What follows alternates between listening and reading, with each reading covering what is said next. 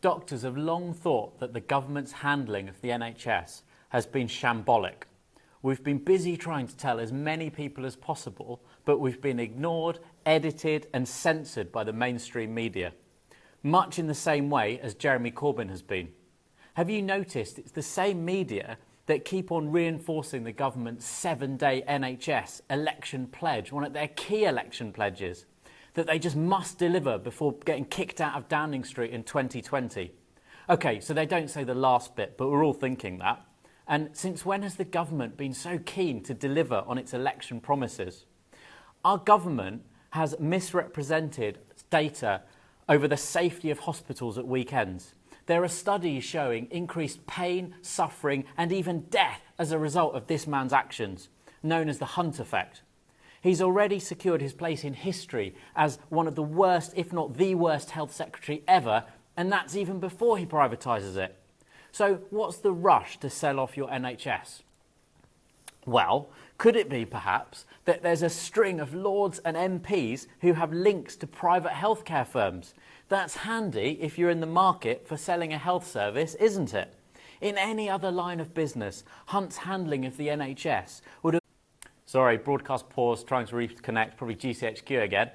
In any other line of business, Hunt's handling of the NHS would have meant he'd been fired by now. The fact he hasn't should raise questions. That he still remains Theresa May's scapegoat, and should public opinion start affecting the polls. If people want their NHS to be maintained, then they need to start hitting like and share and comment on these videos and get the word out there. This leak in The Guardian last night proved doctors right and placed even more pressure on Jeremy Hunt to do the honourable thing and resign. The whole doctors' dispute centred around a 7-day NHS catchphrase. Sounds great, doesn't it? But do you actually know what it means? Do you actually know what a 7-day NHS is? There's been a lot of confusion in the media, so I'd like to briefly explain. This leak shows senior civil servants have concerns over the 7-day NHS. They've got concerns in the fact that there's a lack of detailed costings. They've got a concern over a lack of risk assessment of proposals and the lack of evidence and data to support this policy. This lot couldn't organise a piss-up in a brewery, let alone a health service. There are even warnings from the Department of Health itself over the risks of this policy. As doctors have been saying all along, if only they'd engaged with us. It seems the Conservative solution to the no money issue as a monopoly employer is just to force contracts on its staff, making them work more hours for less money. Certainly not sustainable for the future of the NHS. Anybody who's been ill will know we already have an emergency 7-day NHS. What Hunt and Co neglected to tell you was they're talking about an elective service at weekends. This means routine, non-urgent appointments, and these are services that are very attractive to private companies and profitable to them and healthcare providers.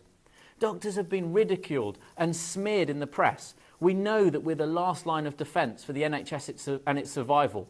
Once this contract has been forced on doctors in October 2016, every other healthcare professional will be affected.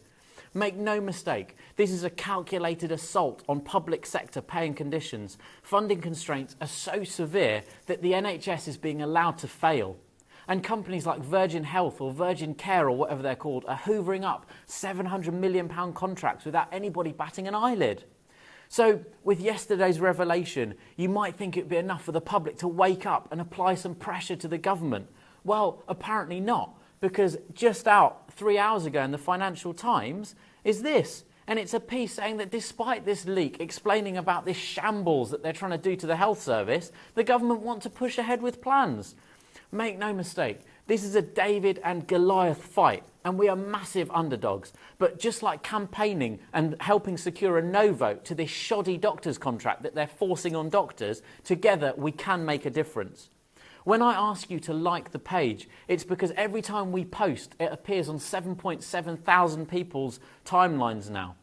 I will repay the faith you place in us by cutting through the cobblers and explaining what's going on and letting you decide. Feel free to share anything that's on the page. There's loads of content. We've done serious content, we've done comedic content, we've done everything just to try and get the public involved and on board. Invite your friends, and together we can protect the NHS from this onslaught. Thank you, and I'll see you soon. Cheers. Bye.